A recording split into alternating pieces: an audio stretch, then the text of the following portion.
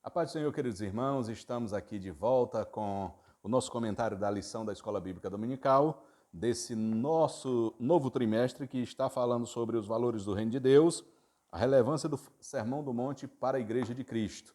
Já estamos, como você sabe, na nossa sexta lição. O tempo voa rapidamente, nós estamos na nossa sexta lição.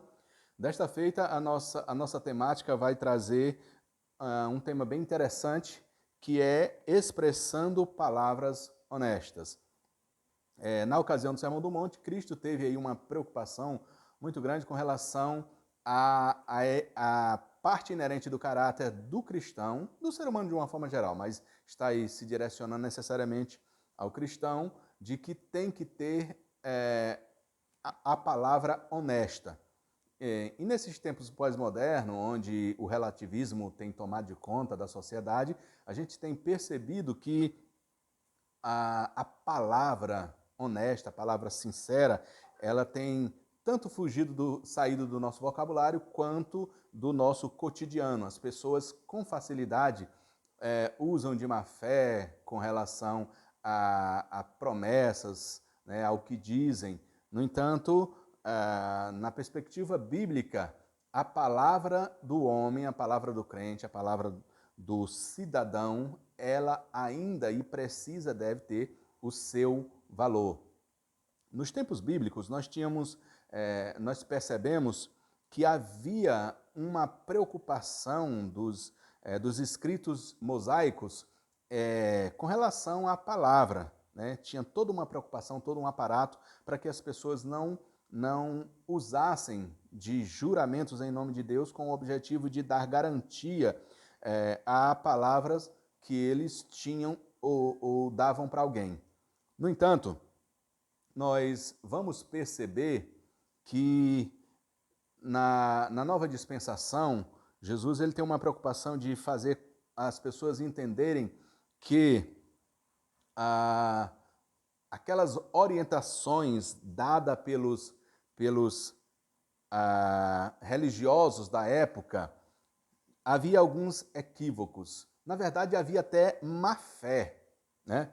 Porquanto que eles colocavam, como disse em lições anteriores, eles colocavam alguns inúmeros aditivos na lei mosaica que não existia, mas que eles agregavam ali com o objetivo de sobrecarregar o povo de mandamentos sem o menor fundamento da lei mosaica.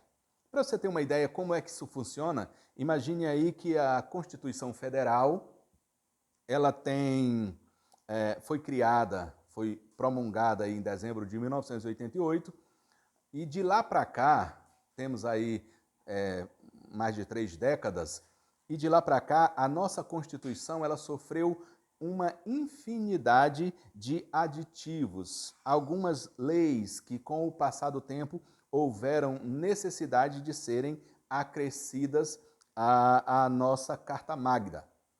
Se você pegar a Constituição de 1988 e comparar com a Constituição dos dias atuais, você vai ver que houveram aí inúmeras modificações. Por quê? Porque houve a necessidade de se trazer elementos novos para a lei brasileira, tendo em vista que os tempos se atualizam, se modificam, e por conta disso havia, de fato, necessidade, e há, de fato, necessidade de que esses aditivos eles sejam implementados. No entanto, em se tratando de lei mosaica, uma lei que foi deixada por Deus, dada por Deus ao povo de Israel, partindo do pressuposto que Deus, o Todo-Poderoso, e que para Deus não existe o elemento tempo como um empecilho ou um atrapalho para os seus projetos, as leis de Deus, a lei de Deus de uma forma geral, ela é atualíssima.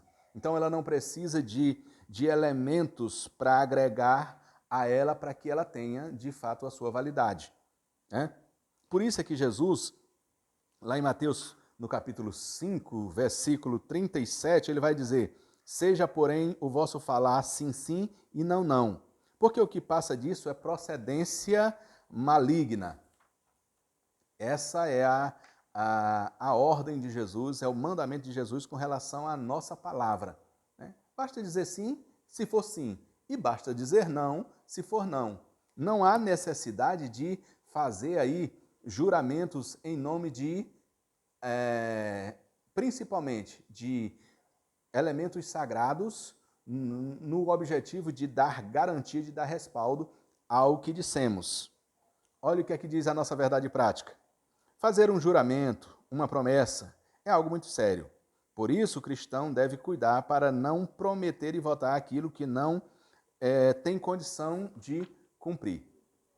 Para lhe dar aí uma contextualização histórica dessa passagem bíblica que foi proferida por Jesus, ele estava aí censurando os escribas e fariseus em especial, que, como disse para você anteriormente, eles tinham uma preocupação em fazer ou levar as pessoas a jurarem por vários elementos sagrados. Jurarem pelo templo, jurarem pelo altar. Né? Então, eles tinham essas características de criarem esses elementos como alvos de juramento, porque por estes elementos, segundo eles, até pela sua própria cabeça, pela sua própria vida, eles podiam jurar sem nenhum prejuízo.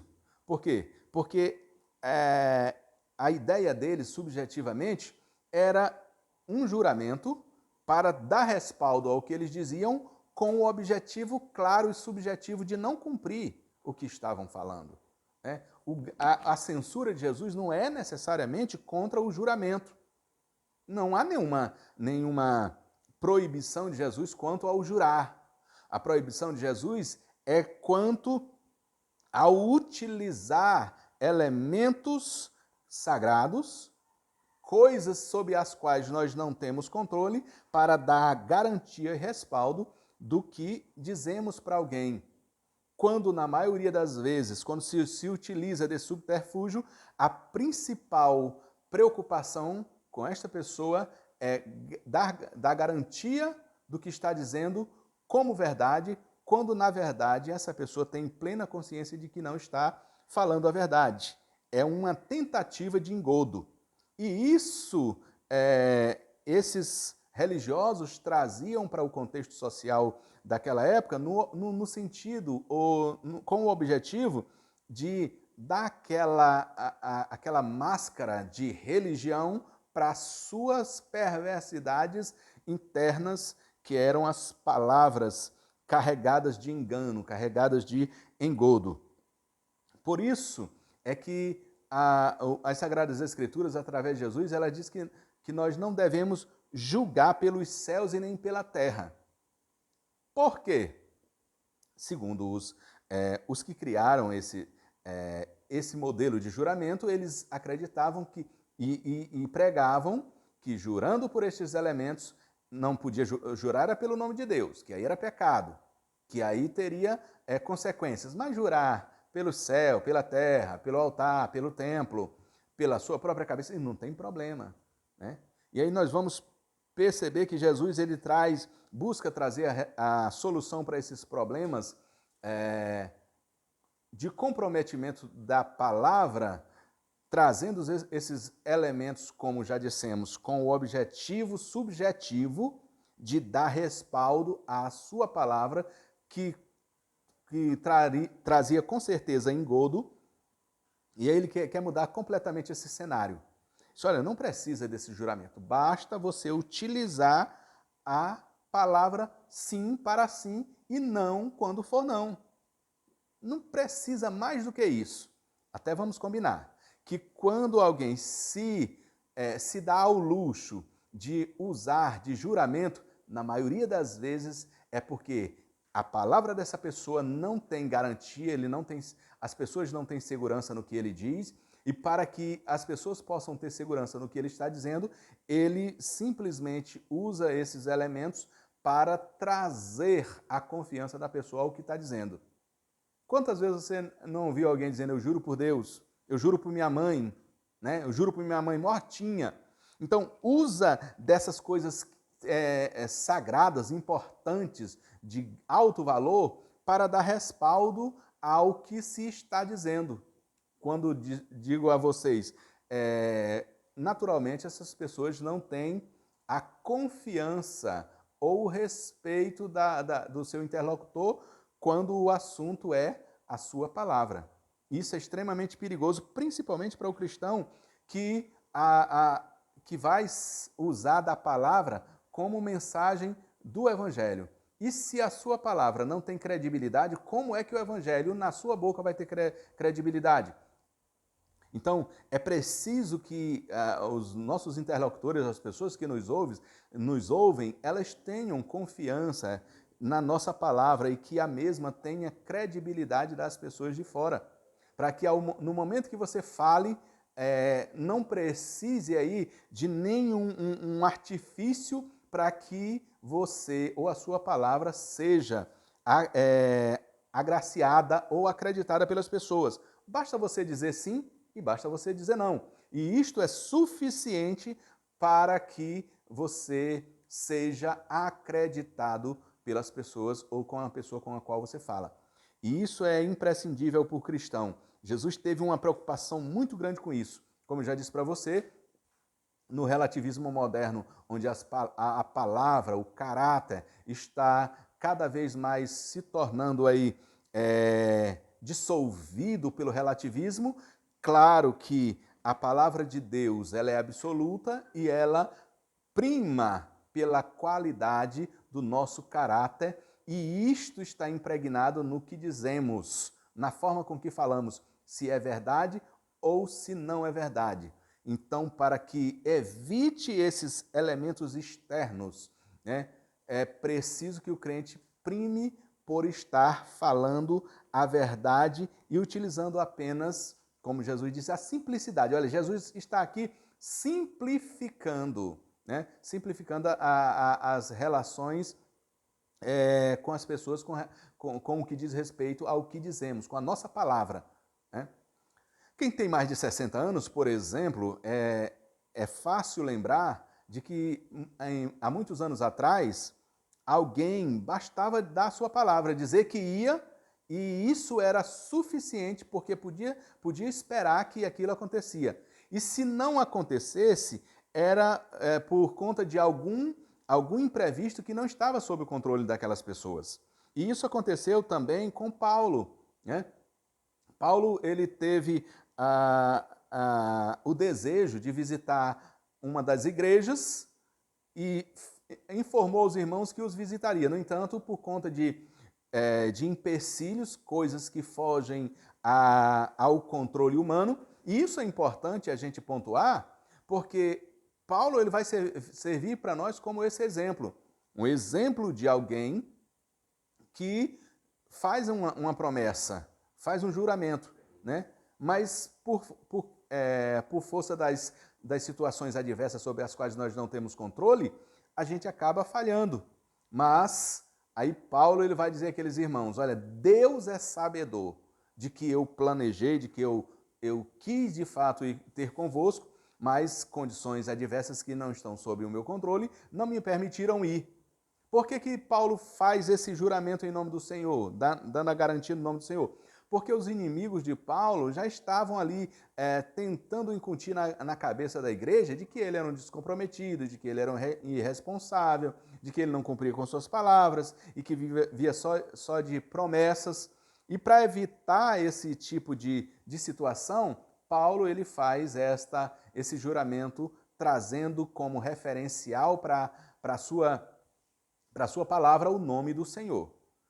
Como eu já disse, o juramento não há nada de errado. Você pode observar que a própria palavra de Deus ela é recheada desse protocolo de juramentos. Você vai ver, por exemplo, Abraão, quando chama Eliezer, o seu principal servo, coloca a sua mão debaixo da sua coxa e faz com que ele jure que iria trazer uma esposa para o seu filho de entre os seus familiares. E nós podemos, se precisarmos, em várias outras ocasiões na Bíblia, encontrar outros exemplos de pessoas que fizeram juramento. O juramento não tem absolutamente nenhum problema.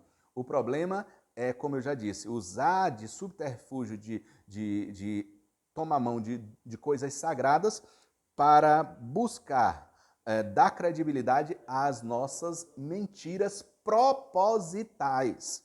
Quando eu tenho certeza que o que eu estou falando é mentira, mas eu quero que as pessoas acreditem, eu uso o juramento. Se for preciso, juro pela minha mãe, pelo meu pai, né? Alguém que diz assim, eu quero amanhecer, amanhã é morto, se o que eu estou dizendo não é verdade. Não é assim? Então acontece essas situações e isso para o cristão é absolutamente ridículo. É feio demais quando nós não temos a credibilidade das pessoas.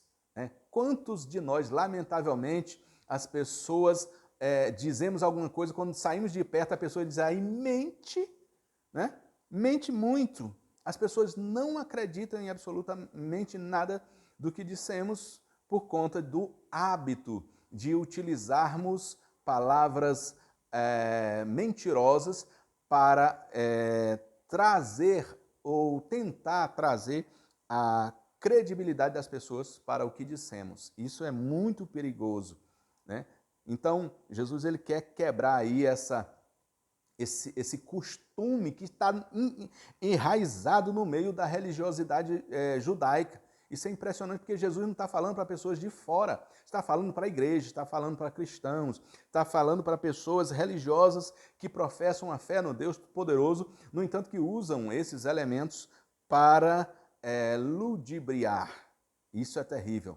E, lamentavelmente, a gente tem visto que nos tempos odiernos isso está cada vez mais comum. Mas eu quero dizer para você uma coisa, está comum? Está parecendo quase normal? A verdade já está quase como sendo uma exceção à regra. É interessante que quando você está em um determinado lugar e alguém sai, cai um dinheiro, a pessoa vai ali, põe o pé em cima enquanto a pessoa some, depois pega aquele dinheiro, coloca no bolso. Isso é a atitude normal, as pessoas às vezes até elogiam esse tipo de atitude. Enquanto que se cai alguma coisa de alguém, você pega, acompanha aquela pessoa, diz que caiu, se deu um troco errado, você devolve a diferença. E isso, lamentavelmente, na nossa sociedade, tem sido a exceção à regra, quando devia ser o contrário. O que Jesus está trazendo nesse texto, nessa nossa lição, especificamente, essa preocupação com a nossa palavra, porque a nossa palavra ela é responsável também pelo nosso caráter. Né? Se você ludibria, se você engana as pessoas com palavras, o seu caráter está impregnado desse tipo de atitudes. Né? E isso pode trazer sérios problemas para o reino de Deus. Nosso segundo ponto, ele vai dizer que a nossa palavra deve ser sim, sim e não, não. Né? Como anteriormente falando, que não devemos jurar nem pelo céu nem pela terra, agora ele já está nos trazendo a pensarmos, a ratificar a nossa palavra como sendo sincera o máximo possível. Se eu vou, eu digo sim. Se eu não vou, eu digo que não.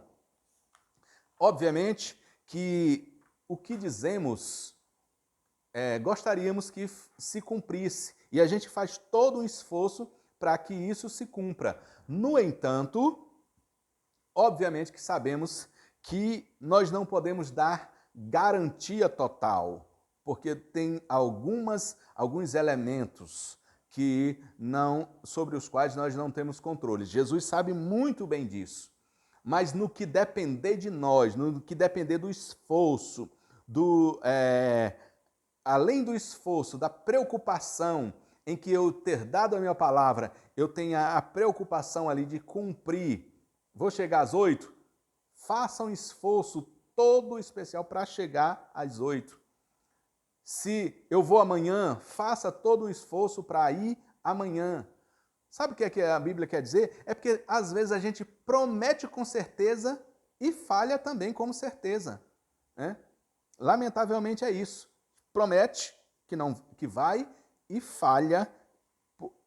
E como já dissemos, às vezes nenhum elemento externo que que não está sobre os nossos controles, atrapalhou os nossos planos. Simplesmente a nossa irresponsabilidade, o nosso descompromisso em cumprir com a nossa palavra. E aí, como eu já disse para vocês, está naturalizando o não cumprimento da palavra. Como eu disse para vocês, as leis de Deus, as ordenanças de Deus, elas não estão sujeitas ao espaço e nem ao tempo. O que ele disse há 1000 anos atrás é tão atual como o jornal de amanhã. Então é preciso que a gente entenda que ainda é necessário que sejamos preocupados em cumprir com a nossa palavra. O nosso terceiro ponto, para finalizar, ele vai falar sobre a honestidade com a nossa palavra, né? A honestidade com a nossa palavra, isto é, a palavra de honestidade, ela tem que estar o tempo todo na nossa boca, ela não pode fazer parte do nosso vocabulário, ela é o nosso vocabulário, né? Eu não tenho palavras honestas, todas as minhas palavras, tudo que eu digo, né, tem que ser verdadeiro. Por conta de quê? Por conta de que eu represento o reino de Deus, o reino da verdade, e o próprio Cristo ele vai dizer, eu e minha palavra somos um, e quando ele diz que eu e minha palavra somos um, ele diz assim, eu sou o caminho, a verdade e a vida. Então, se nós somos servos de Jesus Cristo, logo temos que também pautar o nosso comportamento, a nossa vida na verdade, porque ele é a verdade. Ele não tem a palavra, não está contido, não contém em Cristo a palavra. Pelo contrário, a verdade, ele é a verdade na sua essência. Se somos seus discípulos, obviamente que o que vai nos caracterizar como discípulos de Cristo é a verdade como sendo o principal elemento da nossa fala, a credibilidade que há na nossa palavra. Então, é importantíssimo que o querido professor venha pontuar sobre essas questões, porque, lamentavelmente, a gente percebe que há uma lacuna entre o que diz o cristão e o que faz o cristão. Não pode ser assim. A palavra de Deus não perdeu a sua eficácia, não perdeu o seu efeito, não perdeu o seu poder de exigência. Se ele diz que tem que ter sinceridade nas nossas palavras, é porque, de fato, essas coisas têm que ser assim. É possível ser honesto com as nossas palavras nesse mundo? Não é possível, é necessário. Em um mundo cheio de desonestidade, onde, como eu disse para vocês, ser desonesto parece que já é a regra e não é exceção, a gente precisa continuar caminhando nesse suposto caminho da exceção para tentar viabilizar condições de que estas atitudes elas sejam efetivamente a regra e não a exceção na nossa sociedade, para tentarmos mudar aí esse contexto social em que a igreja vive, partindo do pressuposto que a igreja é o sal da terra e luz do mundo. Então a gente precisa dar testemunho de Cristo às pessoas de fora, tá certo? Você tem aí em mãos essa importante lição para ser trabalhada com os seus alunos. Então aproveite esta manhã de domingo para levar aos nossos alunos esse importante e necessário assunto, que ele seja abordado com uma profundidade ainda maior em função do tempo, né? Onde você tem aí a oportunidade, junto com os alunos, estarem discutindo mais profundamente este assunto de uma forma mais nesse contexto de sala de aula, de como deve ser, né? O aluno presente, perguntando, respondendo, pontuando sobre essas questões. É assim que a gente aprende, é assim que a gente cresce e é assim que a Igreja do Senhor evolui. Amém? Então convidamos você a estar na Escola Bíblica Dominical a partir das 8 em algumas das nossas congregações, na maioria delas. Que Deus possa estar abençoando a sua vida, dando da sua graça e fazendo-nos crescer na graça e no conhecimento do Senhor Jesus, como está preconizado na sua palavra. Amém? Que Deus nos abençoe.